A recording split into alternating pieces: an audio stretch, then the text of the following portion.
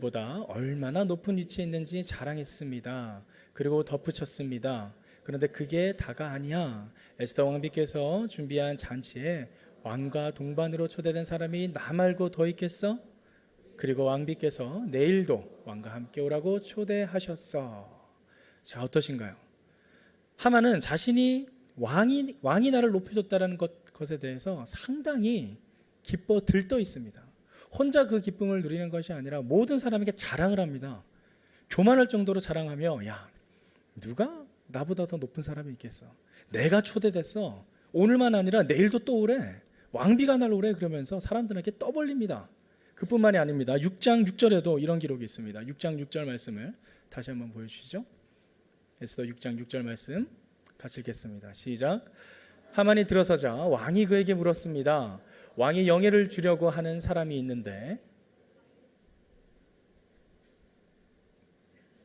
네? 잘렸나요? 네. 제가 읽어드리겠습니다. 6장 6절 말씀에 하만에서 왕이 그에게 물었습니다. 왕이 영예를 주려고 하는 사람이 있는데 어떻게 해주는 게 좋겠는가? 하만은 속으로 생각했습니다. 나 말고 왕이 영예를 주려고 하는 사람이 또 누가 있겠는가? 왕이 하만에게 물었습니다. 어떤 사람을 높이고 싶다는 거죠. 모르드게입니다. 그런데 하만은 그 사실을 모르고 있어요. 그래서 하만에게 왕이 물어볼 때 하만은 스스로 착각에 빠집니다. 야, 왕께서 나를 또 한 번 더 높여주시려고 그러는구나. 다들 아시죠? 그래서 자기가 높일 줄 알고 이렇게 해줬으면 좋겠다라고 구구절절히 이야기를 합니다. 자기 스스로가 그런 대접을 받고 싶다라는 마음을 그대로 표현을 하는 것이죠. 그만큼 자신이 왕에게 인정받고 있고 왕이 나를 높여줬다는 사실에 대해서 구구절절 떠들어가면서 모든 사람들에게 알리는 모습이 바로 하만의 모습입니다. 하지만 모르드게 지금 어떻습니까? 오늘 본문에서 1절 말씀을 보시면 그날에 아하수르의 왕이 와스비 왕비에게 이제 하만의 모든 집을 내주었을 때 모르드게가 왕의 앞으로 나오게 됐다라고 되어 있습니다. 왕의 앞에 나아가는 것이 쉽습니까? 결코 쉽지 않습니다. 앞에서 보셨겠지만 왕의 앞에 나갈 때는 반드시 왕이 먼저 그 사람을 불러야 나갈 수 있었습니다. 왕이 그 사람을 부르지 않고 나갈 경우는 어떻게 되죠? 죽습니다. 그러나 죽지 않는 방법은 단지 그 왕이 금장식으로 된 귤을 그에게 들여 내밀었을 때 그때만 유일하게 목숨을 부지할 수 있었던 것이죠. 왕 앞에 나가는 것 자체가 이미 영광이라는 것입니다. 아무나 왕 앞에 나갈 수가 없었습니다. 그것만으로도 충분히 모르드게는 자신 스스로를 자기가 높일 수도 있었습니다. 2절 말씀은 또 어떻게 되어 있습니까? 에스더는 모르드게를 세워서 하만의 집을 관할하게 했다고 합니다. 하만의 그 집을 모두 모르드게에게 주었습니다. 그 하만의 집이 얼마나 웅장하고 화려한지는 잘 모르겠습니다. 하지만 이 사람이 이렇게 떠들면서 자랑을 하는 것 보면은 참 좋았던 것 같습니다. 호화 별장이었겠죠. 뭐 LA에 있는 비버리힐스에 있는 그런 초호화 별장 같은, 딱 보기에도 저긴 잘 사는 집이구나 라는 것이 드러날 만큼의 좋은 집, 그 집을 가졌다라고 합니다. 상상해 보십시오. 만일 여러분께서 그런 집을 가졌다면 어떤 기분이시겠습니까? 저 같으면 아마 팔짝팔짝 뛸 것 같습니다. 아이고 좋아라, 이게 웬 떡이냐, 이런 집도 생겼구나. 왕 앞에만 나간 게 아니라 내가 지금 이런 큰 집도 얻게 됐다. 엄청 좋아할 것입니다. 그런데 오늘 본문 1, 2절에 나와 있는 모르드게의 모습 속에서는 그 어떤 반응도 기록되어 있지 않다라는 사실입니다. 제가 오늘 말씀을 준비하면서 1절, 2절을 계속 묵상하는 가운데 느껴졌던 것은 오히려 모르드게는 이 일에 대해서는 전혀 관심도 없는 듯한 모습이 아닐까라는 생각이 들었습니다. 왕 앞에 나갔건 그 좋은 집이 내게 주어졌건 모르드게는 오히려 그런 것에 대해서는 아무런 관심도 없어 보였습니다. 마치 그러한 포상은 자신과는 전혀 상관없다는 분위기가 더 강하게 느껴집니다. 무엇인가요? 바로 모르드게의 그 중심에는 그러한 세상 것들이 아닌 하나님으로 채워져 있기 때문입니다. 그렇게 누릴 수 있는 모든 근원이 내가 잘났기 때문이 아니라, 내가 에스더를 시켜서 그렇게 일들을 이루었던 것들이 아니라 모두 하나님의 섭리 가운데 이루어진 하나님의 역사이고 하나님의 결과라는 것을 누구보다 잘 알았기 때문입니다. 사랑하는 성도 여러분, 하나님의 길을 가면서 우리에게 주어지는 좋은 결과들이 있을 수 있습니다. 하지만 그 좋은 결과들 속에서 그 결과만으로 안주하지 않기를 축원합니다. 그 결과만으로 감정이 흔들리지 않기를 축원합니다. 그것은 그저 하나님의 역사와 인도하심 속에서 마치 우리에게 부록처럼 딸려오는 부산물일 뿐입니다. 중심이 중요합니까? 부산물이 중요합니까? 본책이 중요합니까? 부록이 중요합니까? 그런데 우리는 살다 보면 본책은 던져버리고 오히려 부록에 더 관심이 있는 모습으로 살아갈 때가 많습니다. 모르드게에 있어서 왕에게 나간 것이나 큰 집, 좋은 집을 얻은 것은 부록에 불과했다라는 사실입니다. 하나님의 역사 속에서 이룰 수 있는 놀라운 축복들, 그 축복들을 이루게 해주신 하나님이, 여호와 하나님의 능력이 오히려 그의 중심에 온전히 새겨져 있었다라는 사실입니다. 우리를 인도하시고 지금도 살아 역사하시는 여호와 하나님으로 인해 기뻐하고 찬양하는 삶이 되어야 될 줄 믿습니다. 그것이 바로 하나님의 역사 속에서 올바르게 반응하는 우리의 마음가짐과 자세입니다. 오늘 말씀을 준비하면서 저의 어릴 적 모습이 떠올랐습니다. 저희 어머니께서는 항상 좋은 것을, 이렇게 좋은 결과가 나타날 때는 항상 그것을 마음에 간직하라고 항상 말씀하셨습니다. 때로는 그게 너무 표내지 말라 그래서 억울할 때도 있었습니다. 좀 자랑 좀 해도 될 법한데, 좀 한마디 좀 얘기를 해가지고 우리 아들이 이렇게 했다라는 거 말할 법도 한데 도통하질 않습니다. 그래서 저는 버린 자식인 줄 알았습니다. 아들 맞아? 아들이 이렇게 했으면 웬만한 아빠 엄마들은 그냥 좋아가지고 막 이렇게 뭔가 좀 하는데, 이건 뭐 조용히 하라니, 가만히 있으라니, 잠잠하라니, 교만하면 안 된다. 내가 아들이 맞나? 근심할 때도 있었습니다. 그런 시절을 보내던 중에 제가 중고등부 때 고등부 회장을 했었는데요. 지금도 학생회 때는 이제 투표를 하게 되잖아요. 중고등부 회장을 뽑을 때 회장을 뽑는 선거일 날, 그 주일 날 저를 담당했던 소그룹 선생님과 함께 두 손을 잡고 기도를 했습니다. 어떤 기도를 했을까요? 되게 달라고 했을까요? 아닙니다. 고등부 회장이 되지 않기를 기도했습니다. 공부를 해야 되니 공부에 방해가 될 것 같은 고등부 회장이 되지 않기를 바라면서 두 손을 꼭 잡고 기도하고요. 그 당시 고등부 예배가 11시 반 예배였었는데 일부러 9시 성인 예배를 드립니다. 고등부 예배를 안 간 거예요. 안 가면 뽑지 않겠지. 안 갔습니다. 그리고 안 갈 때 선생님께서 손을 꼭 잡고 괜찮아 그러면서 저를 위로하시고 다독여 주셨습니다. 결과는 어떻게 됐을까요? 됐습니다. 다음 주에 딱 갔는데 떡하니 회장 최혁준이라고 써 있는 거예요. 물었습니다. 내가 그때 출석도 안 했는데 왜 뽑았냐 물었더니, 너는 출석을 하지 않았어도 우리 교회 재적 인원이기 때문에 가능하다. 애들이 먼저 추천을 했다 그러고 선생님의 동의를 얻어서 바로 만장일치로 당선이 됐다고 합니다. 기가 막혔습니다. 그런데 그때 표현은 기가 막혔습니다라고 이렇게 표현을 했지만 제 속마음은 어땠을까요? 교만했습니다. 기가 막히게 교만했습니다. 이미 속으로 선생님과 손잡고 기도할 때부터 교만했습니다. 내가 안 가도 될 것이야. 지금 내가 안 가는 거 요거 사람들 앞에 겸손을 가장한 쇼야. 제가 그렇게 아직도 기억하고 있어요. 엄청 교만했습니다. 아마 지금 이 말씀을 묵상할 때 보니까 저의 그 모습이 지금 하만의 모습이 아닐까 싶을 정도로 엄청난 교만 속에 있었습니다. 그냥 속으로 기뻐서 날뛰었던 제 모습, 그때 어머니께서 어떻게 했을까요? 엄마 저 회장 됐어요. 아무런 말도 없습니다. 축하한다는 말도 없고 아무런 반응이 없습니다. 뭐 그럴 줄 알았어. 그렇지 뭐 내가 그렇지. 좀 아들 좀 인정해 줄 수 있는 거 아니야? no. 절대 인정을 하지 않습니다. 학교 회장, 중고등부 회장뿐만 아니라 그 이후에 대학교 합격이라든지 신대원 합격이라든지 어떤 좋은 일들이 다 있었을 때도 항상 어머니께서는 잠잠하라고 합니다. 조용히 있어라. 기쁜 일일수록 마음속에 감직해라. 그리고 그 마음속에서 하나님께 감사해라 라고 저에게 가르쳐 주셨습니다. 참 그때는 그 말씀이 뭔지 몰랐는데요. 이 말씀을 묵상하면서 어머니의 그 깊은 뜻을 조금이나마 이제서 이해하게 됐습니다. 그것이 나의 교만한 마음이었구나. 하만의 모습이 내 안에 있었구나. 사랑하는 성도 여러분, 모르드게는 부록을 기뻐하지 않았습니다. 본책을 기뻐했습니다. 하나님의 중심에 놓여 있는 그 삶, 여호와 하나님만으로 만족하는 그 삶, 그러한 삶이 우리에게 충만히 넘치길 주님의 이름으로 축원합니다. 두 번째로 살펴본 인물은 왕 앞에 선 에스더입니다. 왕 앞에 선 에스더. 3절과 4절 말씀을 함께 읽어보도록 하겠습니다. 3절과 4절 시작. 에스더는 다시 왕의 발 앞에 꿇어 울면서 간청했습니다.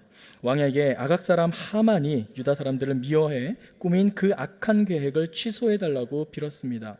그러자 왕은 에스더에게 금으로 만든 귤을 내밀었고 에스더는 일어나 왕 앞에 섰습니다. 왕이 금으로 만든 귤을 내밀었다고 합니다. 그 말씀을 보아하니 지금 에스더가 왕을 만난 것은 왕이 불렀던 것일까요? 아닌 것 같습니다. 왕이 부르지 아니했을 때 다시 한번 에스더는 죽음을 각오하고 약속되어지 않는 만남을 왕 앞에 나아갑니다. 죽음을 각오합니다. 지금 상황이 어떤 상황입니까? 이미 하만이 죽었습니다. 어떻게 보면 하만의 죽음으로 인해서 에스더와 모르드게가 바랬던 1단의 목표는 이루어진 셈입니다. 하나님의 인도하심과 역사를 경험했었고 모르드게와 함께 기뻐서 충분히 만족할 수도 있는 상황이었습니다. 하지만 에스더는 그것으로 만족하고 끝내지 않았습니다. 다시 한번 목숨을 걸고 죽으면 죽으리라라는 각오로 왕 앞에 나아갑니다. 왜 그랬을까요? 아직 처리해야 될 일이 남아있기 때문입니다.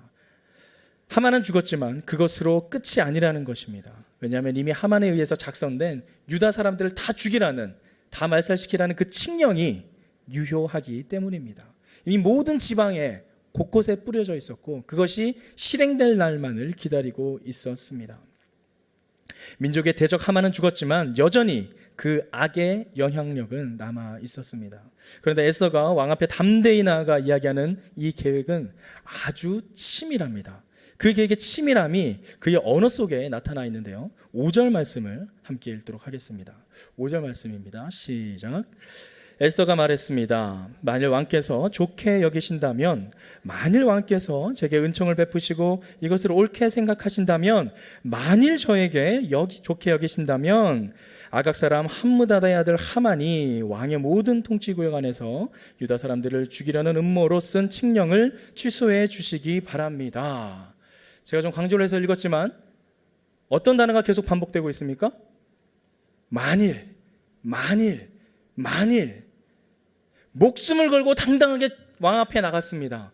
어떤 말도 당당하게 할 수 있는 각오가 되어 있었습니다. 그런데 그 당당한 요구 속에 가장 먼저 하는 말이 무엇인가?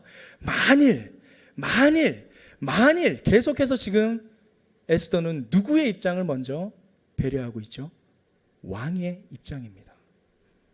왕의 입장에서 만일 이것이 바라지 않고 원하지 않는다면 나는 그 왕의 말씀에 순종하겠다라는 표현을 먼저 합니다. 그 후에 자신의 요구를 이야기를 합니다. 혹시 눈치채셨는지 모르겠지만 상당히 고도의 심리전을 에스더가 하고 있지 않나 생각됩니다. 무엇인가? 남자의 심리를 아주 기가 막히게 잘 알고 있는 것 같습니다. 어떤 남자의 심리일까요? 남자의 심리 속에 어떻게 보면 좀 연약한 부분이라고도 할 수 있는데요. 바로 그 인정받고 싶은 마음입니다. 남에게 인정받고 싶은 마음, 특별히 자기가 사랑하고 자기가 좋아하는 그런 대상에게서부터 인정받는다는 것, 정말 큽니다.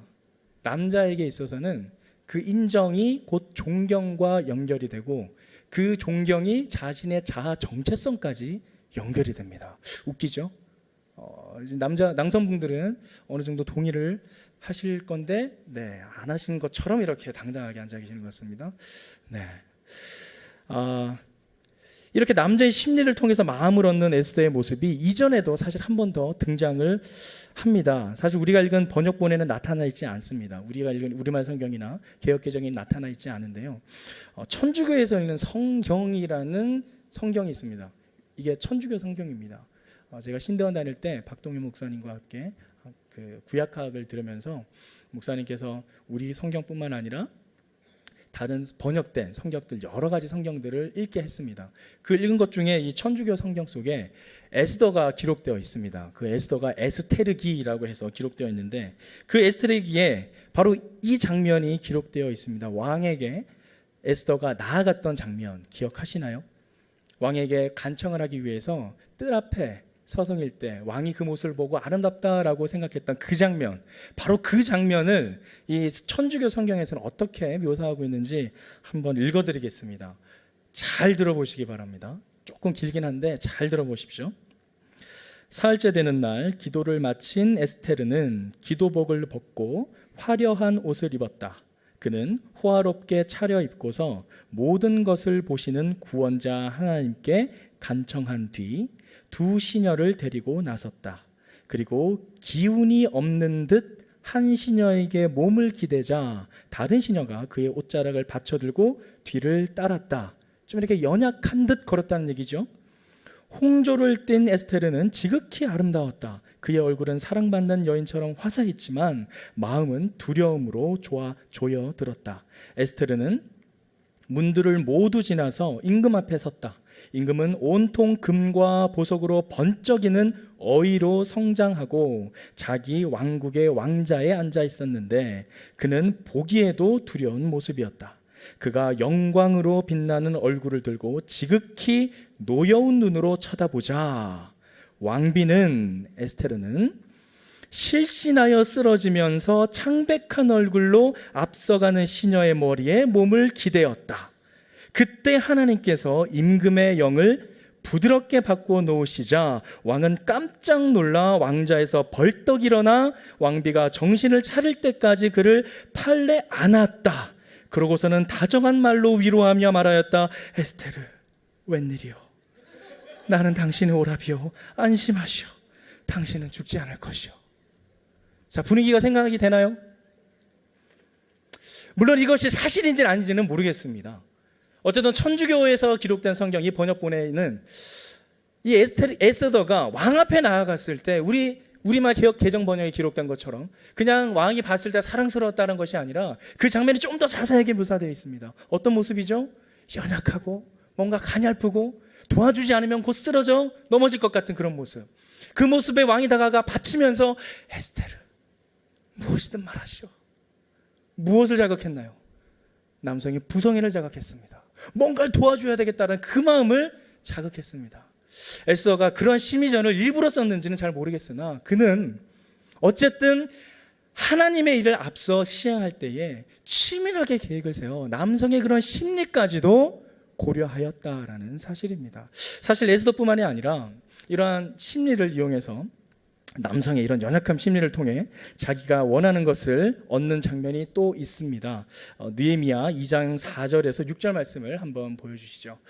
느헤미야 2장 4절에서 6절 말씀 한번 같이 읽도록 하겠습니다. 시작. 왕이 내게 물었습니다. 내가 무엇을 원하느냐? 그때 내가 하늘의 하나님께 기도하고 왕에게 대답했습니다. 왕께서 기뻐하시고 맞나요? 네, 제가 읽어드리겠습니다. 왕에게 대답했습니다. 왕께서 기뻐하시고 종이 왕께 은총을 입었다면 왕께서는 저를 조상들이 묻혀있는 유다 땅으로 보내 그 성을 다시 건축하게 하소서. 그때 왕 옆에 왕비도 앉아 있었는데 왕이 내게 물었습니다. 그렇게 다녀오려면 얼마나 걸리겠느냐? 언제쯤 돌아오겠느냐? 왕이 나를 보내기를 허락한 것입니다. 그래서 나는 왕에게 기한을 정해 말했습니다. 어떤 장면인지 아시죠? 느헤미야가 자신의 이스라엘 백성이 있는 그 성벽이 무너졌다는 것 소식을 듣고 안타까운 마음에 통곡을 하며 기도하다가 왕을 찾아가서 제가 잠시 좀 우리말로 번역하면 휴가 좀 갔다 오겠습니다. 관직을 좀 내려놓고 내 민족이 고통당하고 있는데 성벽을 재건하고 오겠습니다. 라고 말하는 장면입니다. 보통 휴가는 어떻게 내나요? 휴가 내고 싶은 날짜가 있어도 상부에서 결정을 해주고 그만큼의 기한을 정해줬을 때 그만큼만 갈 수 있습니다. 그런데 지금 어떻습니까? 왕이 그 기한을 본인 스스로 정하라고 합니다. 그랬더니 스스로 그 기한을 정해서 말했다고 합니다. 또한 그가 필요했던 느헤미야가 성벽 건축에 필요했던 모든 것을 다 말합니다. 본인이 원하는 일정도 그대로 말했을 뿐만 아니라 유다까지의 통행권을 얻었고요. 성전이 지을 때 필요한 제목, 나무 재료도 모두 달라고 합니다. 그랬더니 왕이 흔쾌히 줍니다. 흔쾌히 줄 뿐만 아니라 무엇도 주죠? 거기에 스스로가 호위병을 붙여줍니다. 누구를요? 군대 장관을 붙여줍니다. 한 나라의 장관을 일개 신하가 자기 나라에 갔는데 휴가 보내러 그 성전 건축을 하러 돌아가는 그 길에 호위병들, 보디가드를 붙여줍니다. 마병도 붙여줍니다. 아주 그냥 다 퍼주는 것 같습니다. 근데 이렇게 퍼주는 장면에 기가 막힌 한 단어가 있죠. 뭐가 있었죠? 그때에 왕 옆에 왕비도 앉아 있었는데 무엇인가요? 왕비가 옆에 앉아 있었을 때 어떤 사람이 자기에게 욕을 하는 것을 보고 난 이렇게 너그럽고 자비로운 사람이야. 왕비여 봐라. 내가 이렇게 사람의 그 아픔을 같이 통곡하면서 그 사람에게 이렇게 충분한 자비와 인자와 모든 것들을 베푸는 사람이다라는 것을 보여줬다라는 사실입니다. 저의 해석입니다. 어쨌든 성경에서는 불필요한 것을 기록할 필요는 없는데 그때에 왕 옆에 왕비도 앉아 있었다라는 것, 괜히 기록된 것 같지는 않습니다. 남자의 심리, 뭔가 인정받고 싶어하는 이 심리. 어떤 남자에게 저게 못을 박아줘 했을 때 못을 박습니다. 하나를 박았더니 그 옆에 있던 여자친구가 어머 오빠 정말 못도 잘 박는구나. 그 다음에 남자는 어떻게 될까요? 계속 쳐다보고 다닙니다. 어디 또 못 박을 게 없을까? 망치를 들고 하루 종일 돌아다닙니다. 왜? 망치 잘 박는다는 칭찬을 받았기 때문에 어디 한번 또 박아보자. 내가 잘 박아줄게. 나 아주 망치 잘 박아. 한 번 칭찬받고 한 번 인정받은 그것에 대해서 남자들은 그 인정받는 것에 자기의 정체성까지 이어져 생각을 한다라는 사실입니다. 인정 안 하시는 것 같은데 집에 돌아가서 분명히 인정하실 겁니다.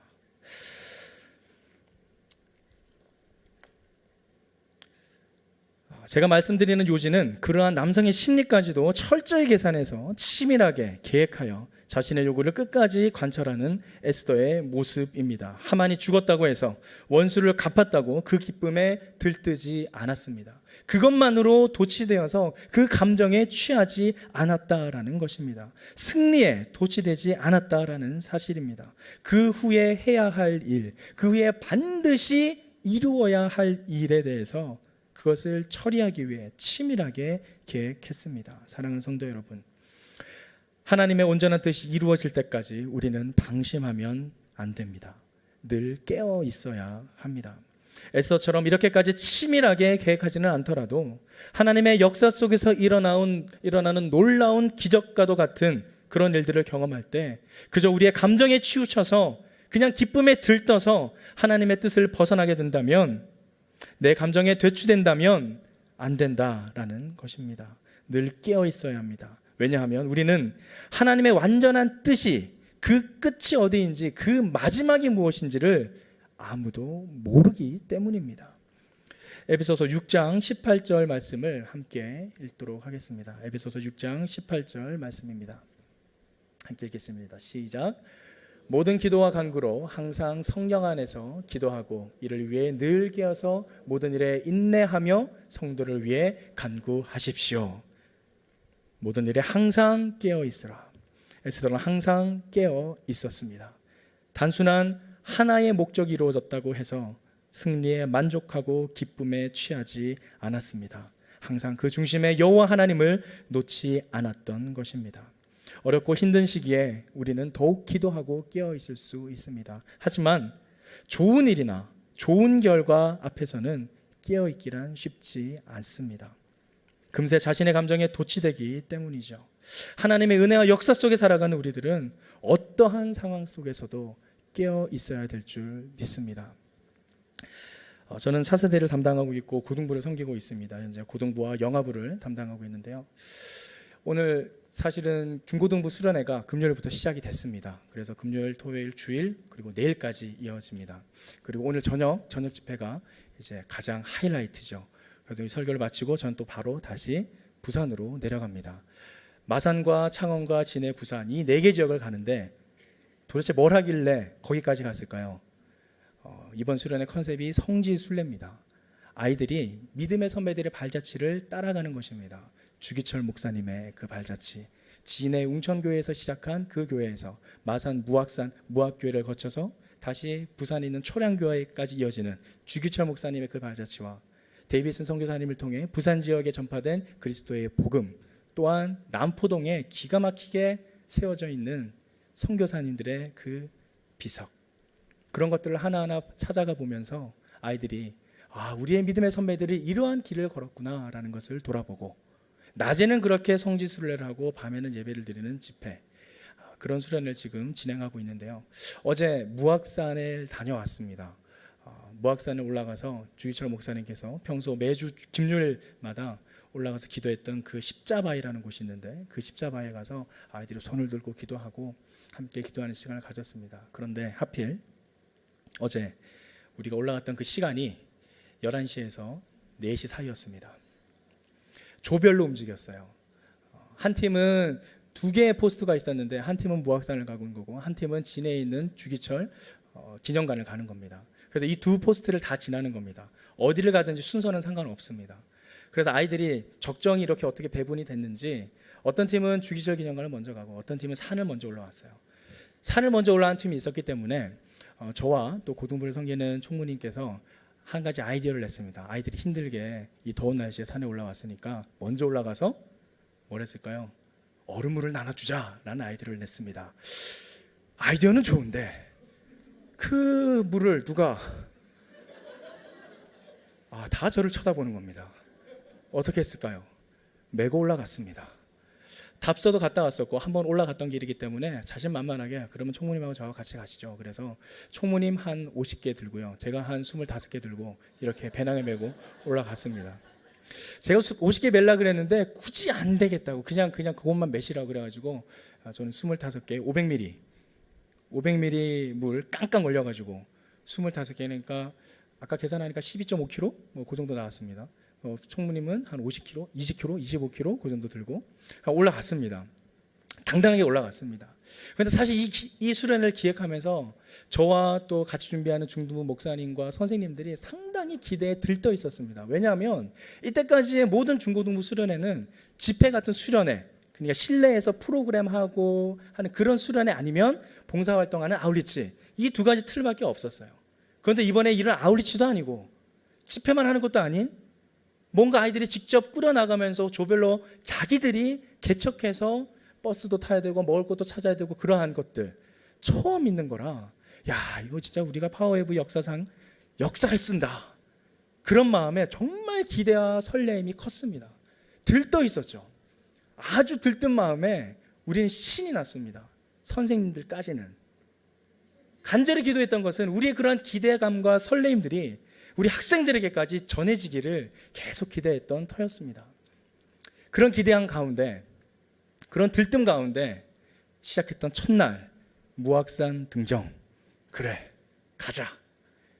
물을 메고 올라갑니다. 잘 올라갔습니다. 계속 올라갔습니다.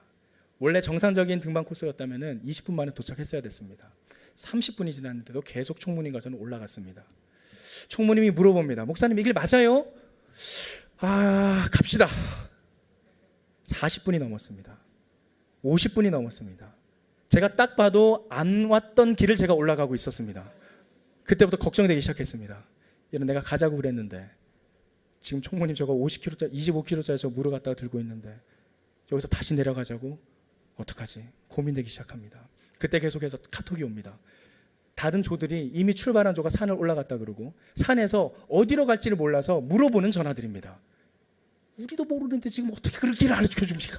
속으로 나도 지금 길을 잊어버렸는데. 제가 항상 그 산을 오르면서 궁금했던 게, 벌건대난에 산에서 길을 잃어버리는 그런 조난사고들을 접했을 때, 아니 어떻게 산에서 길을 잃어버리지? 그냥 길난 곳을 따라가면 되는 거고 내려오면 되는 거 아닌가? 벌건대낮에 어떻게 길을 잃어버리지? 라고 했던 저를 상당히 회개했습니다. 길을 잃어버렸습니다. 정말 길을 잃어버려서 어디로 갈지를 몰랐습니다. 총무님과 저는 그저 당황해서 그냥 주저앉았습니다. 앉아서 그냥 내려가야 될까? 애들 전화는 계속 옵니다. 목사님 이 길을 가야 돼요. 저 길을 가야 돼요. 무슨 표지판이 나왔는데요. 그래 우리는 그 표지판을 지나왔는데 순간 그래서 이까지 왔지. 그럼 그걸 지나가면 안 되겠다 싶어서 아니야 다른 걸로 가. 다른 길로 가야 돼 라고 말하지만 그것이 또 맞는지 확인할 길이 없습니다. 조가 한 10개 조가 넘었었는데요. 그 조들이 각자 길을 찾아오는데 큰일 났습니다. 어떻게 해야 되는가 고민하는 그 찰나에 또 다시 전화가 옵니다. 저희 정상에 왔어요. 야 우리 정상 가면 안 돼. 우리 기도바위 가야 돼. 맞아 기도바위 왔어요 그러는 거예요. 기도바위 도착했대요. 갑자기 마음에 기쁨이 넘쳤습니다. 기도바위 잘 찾아갔냐? 정말 기도바위냐? 정상 말고 기도바위 맞냐? 그랬더니 여기 십자바위라고 써있대요. 표지판에. 할렐루야. 갑자기 사명감이 타오릅니다. 가야 된다. 이미 도착한 아이들이 있다. 그들에게 물을 주어야 된다. 갑자기 제 영혼이 깨어나기 시작합니다. 포기했던 저의 심령이 다시 한번 깨어나서 저것들을 살려야 된다는 마음에 총무님 갑시다. 무조건 가야 됩니다 해서 올라갔던 그 길을 그대로 내려와서 다시 그 길 찾아서 올라가게 됐습니다. 알고 보니까 저희가 가야 될 위치가 요 정도쯤이라면은 저희가 길을 틀어서 이쪽으로 가야 되는데 잘못해서 이쪽 정상으로 올라가서 한 중봉이라는 요 중턱까지 올라갔어요. 중턱까지 올라가서 다시 내려가는 길에 더 내려갈 뻔했는데 이쪽에서 아이들의 소리가 들리는 거예요. 아이들의 음성이 들리는 거예요. 할렐루야. 주님의 음성이었습니다. 저 길을 따라가자. 하나님께서 우리를 죽이지 않는구나. 인도해 주시는구나. 그 길을 따라갔습니다. 그렇게 어렵게 만났습니다. 제 다리가 어땠을까요? 이미 다 풀렸어요. 그 무거운 걸 들고 올라가는데 올라가기가 쉽지 않습니다. 그 무거운 걸 던져놓고 끌고 올라가고 던져놓고 끌고 올라가서 결국 그 십자가에서 애들을 만났습니다. 펑펑 울었습니다. 애들도 울고 저도 울고 엄청 울었습니다. 울면서 반가워가지고 그냥 물 주면서 어찌나 반갑던지요. 그 팀이 이제 첫 팀이었습니다. 앞으로 한 10개 조가 남았어요. 그때가 시간이 11시였습니다. 애들은 저하고 십자가에서 기도하고 사진 찍고 내려갑니다. 저는 남아 있어야죠. 십자가에 남아 있었습니다. 그늘 하나 없더군요. 그곳에서 시간이 11시부터 1시, 2시, 3시, 4시 계속 지납니다. 한 조들이 계속 올라옵니다. 애들도 길을 제대로 못 찾았습니다. 못 찾아서 이리저리 헤매다가 그 길이야 저 길이야 그러면서 우여곡절 끝에 정말 뺑뺑뺑 돌아서 만났습니다. 어찌나 반갑던지요. 그들도 저를 너무 반가워했습니다. 이 마음이 두 가지 마음이에요. 반가운 마음도 있는데 보자마자 목사님 왜 이런 걸 우리한테 시키는 거예요? 막 화를 내는 거예요. 오늘 저녁 집회 설교 누가 해요? 목사님이에요? 나 돌 던져버릴 거야. 그렇게 애들이 말을 하는 가운데 그 말은 그렇게 던지는데 그 표정 속에 성취감과 만족감이 그들을 빛나게 했습니다. 함께 그 얼음물을 나눠 마시면서 너무나 기쁨에 우리가 해냈다 스스로 격려하면서 눈물을 흘렸습니다. 할렐루야. 그들도 오는 길에 곳곳마다 하나님의 인도하심을 만났습니다. 애들이 저쪽 길로 가려고 하는데 갑자기 어떤 사람이 나타나서 그 사람에게 니네 어디 가니? 십자가에 가는 거 아니야? 어떻게 하셨어요? 나 그 최혁준 목사라는 분하고 같이 생활했던 사람이야 라고 해서 올라갔대요. 전 누군지 몰라요. 전 누군지 모르는데 그런 경험도 하고 여러 도움의 손길들을 받았습니다. 하나님의 인도하심입니다. 마치 저의 그 느낌은 정상에서 아이들을 기다리면서 한 명 한 명 맞아줄 때 마치 모든 고난을 끝내고 하나님을 만나는 그 기분. 하나님을 만났을 때 잘했다 착하고 충성된 종아라고 다독여주는 제가 그 정상에 안 갔으면 큰일 날 뻔했어요. 진짜 애들이 그렇게 열심히 올라오고 힘들게 올라왔을 때 제가 만약에 밑에 있었다 생각해 보세요. 아니 저거 지는 나보고 올라가라 해놓고 지는 밑에 있고 욕이 나왔을 겁니다. 그런데 함께 그 고통을 감내하고 너희만 뺑뺑 동게 아니라 나도 저쪽 산에 올라갔다 내려서 다시 일로 왔어. 애들이 그 이야기를 들으면서 그랬냐고 목사님도 힘드셨겠다 그러면서 서로 격려하고 서로 축하하고. 사랑하는 성도 여러분, 우리가 들떠서 기쁨으로 준비를 하더라도 그것이 시행착오로 어긋날 수도 있습니다. 하지만 그 어긋남 속에서도 우리가 깨어 있어 그 중심이 흔들리지 않는다면 하나님은 우리를 가장 좋은 길로 인도하실 줄 믿습니다. 우리는 항상 깨어 있어야 합니다. 그 가운데 하나님의 음성에 순종하여 나간다면 우리는 하나님이 주시는 놀라운 은혜를 경험하게 될 줄 믿습니다. 마지막으로 살펴볼 하나님의 섭리 속에 일어나는 기적과도 같은 일, 그러한 역사 속에 우리가 가져야 할 세 번째 마음가짐과 자세입니다. 왕의 조치입니다. 왕은 자신이 부리지도 않은 에스더, 바로 그 에스더에게 금으로 만든 귤을 내밀어서 이야기를 들어줍니다. 그리고 그 모든 이야기를 듣고 즉각적으로 반응을 합니다. 7절에서 8절 말씀을 함께 읽도록 하겠습니다. 7절 8절 말씀 시작.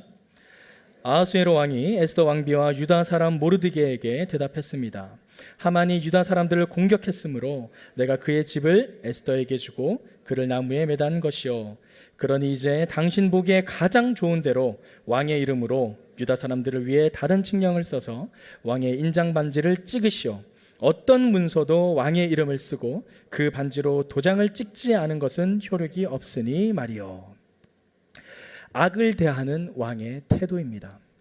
하만이 어떤 사람이었었나요? 한때는 그가 스스로 높여준 사람이었습니다. 왕은 즉각적으로 반응합니다. 또한 왕의 일에 쓰는 준마의 특사까지 보낼 만큼 철저하게 대응합니다. 그냥 흐지부지 대응하지 않았습니다. 악에 대해서는 철저하게 제거하려는 왕의 의지가 보이는 부분입니다. 한때 자신이 높였던 사람이지만 그 죄악이 드러났을 때 왕은 즉각적으로 자신의 판단을 돌이켜서 진리의 편에 섭니다. 겉으로 드러난 모습만 보아서는 이것이 마치 왕의 어떤 그가 갖고 있는 정의로움으로 인해 일어난 일처럼 보일 수도 있습니다. 하지만 실제 왕이 스스로 깨달아서 갑자기 순식간에 그 순간에 이렇게 태도가 급변했다라는 것을 쉽게 설명하기는 힘듭니다. 그럼 무엇이죠? 바로 하나님의 섭리입니다. 하나님께서 왕의 마음을 만지신 것입니다. 그 왕이 가지고 있던 그 정의로움을 지키고자 하는 그의 마음을 움직여서 하나님의 역사를 이루어 가신 것입니다.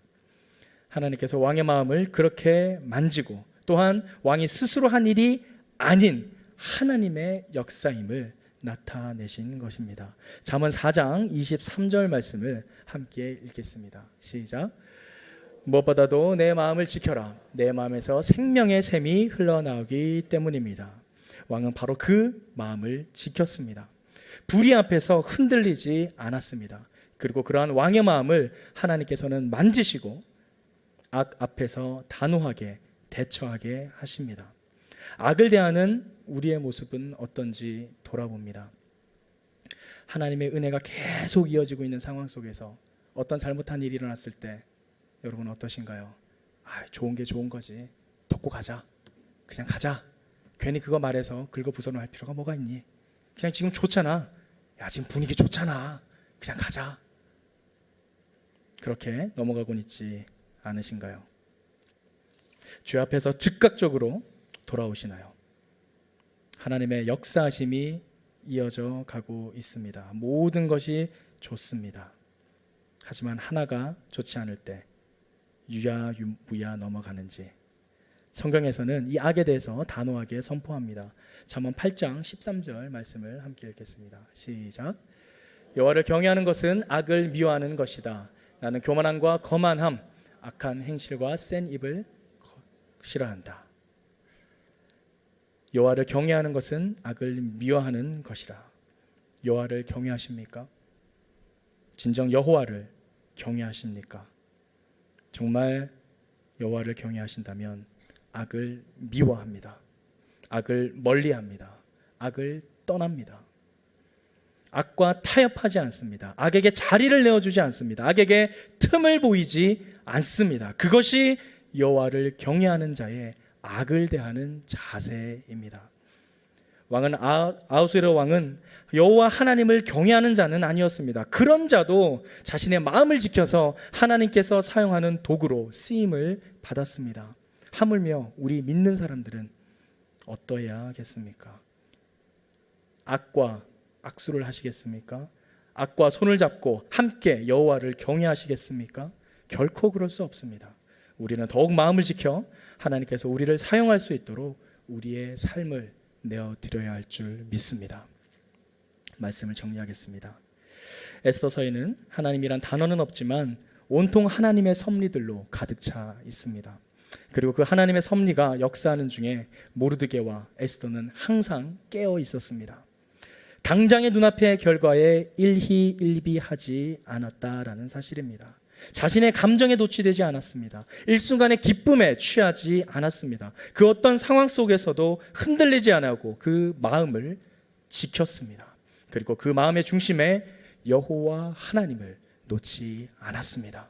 바로 예수님께서 십자가를 달려 돌아가시 전 그토록 피와 눈물을 흘리며 기도하시면서 자신의 뜻대로 하지 아니하시고 하나님 뜻대로 하시길 바랬던 그 마음처럼 그들은 마음을 지켰습니다.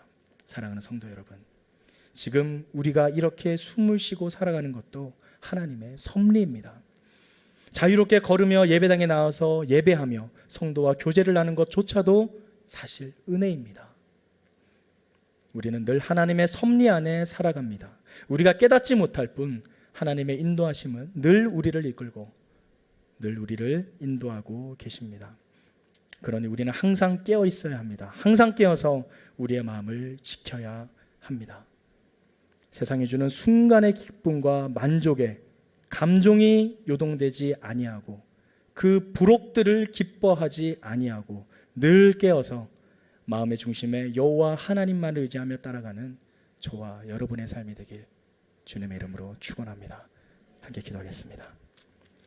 사랑의 아버지 하나님, 오늘 말씀을 통해 하나님의 섭리 가운데 살아가는 믿음의 사람들이 가져야 할 마음가짐을 또 그 자세와 태도를 돌아보았습니다.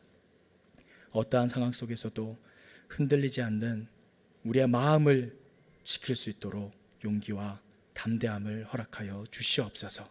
그리하여 오직 주 여호와 하나님만을 바라보며 주님만 의지하며 나아가는 항상 깨어 있어 악과 싸우며 주님만 바라보고 나아가는 우리 모두가 되게 하여 주시옵소서. 그때에 허락하신 하나님의 은혜 속에 성도와 교제하며 그 은혜를 함께 누리는 우리 모든 공동체 되게 하여 주시옵소서. 그렇게 하실 주님께 우리의 삶을 올려드리며 예수 그리스도의 이름으로 기도드립니다. 아멘. 우리 자리에 일어나서 함께 봉헌 찬양